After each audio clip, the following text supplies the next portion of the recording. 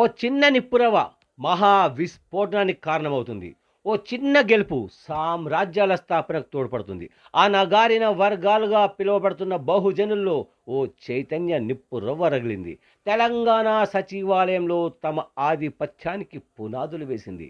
కాంగ్రెస్ అధినేత రాహుల్ గాంధీ, రాష్ట్ర సీఎం రేవంత్ రెడ్డి చేపట్టిన కులగణన, ఎస్సీ ఎస్టీ బీసీల అభ్యున్నతి కోసం రిజర్వేషన్ల పెంపు వంటి ప్రయత్నాలతో మార్పు మొదలైంది. ఎక్కడో కాదు, తెలంగాణ సచివాలయం ఈ మార్పుకు కేంద్ర బిందువుగా నిలిచింది.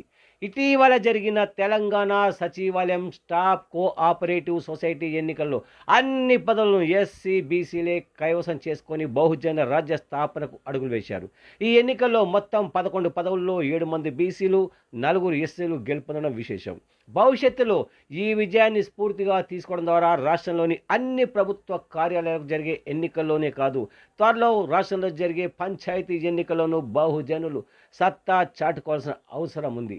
ఈ ఎన్నికల్లో అధ్యక్షుడిగా రేండ్ల రాజేశం, ఉపాధ్యక్షుడిగా జయహరి గౌడ్, కార్యదర్శిగా టి స్వరణరాజ్, కోశాధికారిగా ప్రశాంత్ కుమార్, డైరెక్టర్గా గెలిచిన Swamy, R Srilakshmi, G Anuradha, M Ravindra Kumar, N Arvind Goud, T Rajiv Chand, A దుర్గేంద్రకు బీసీ న్యూస్ తరఫున ప్రత్యేక శుభాకాంక్షలు.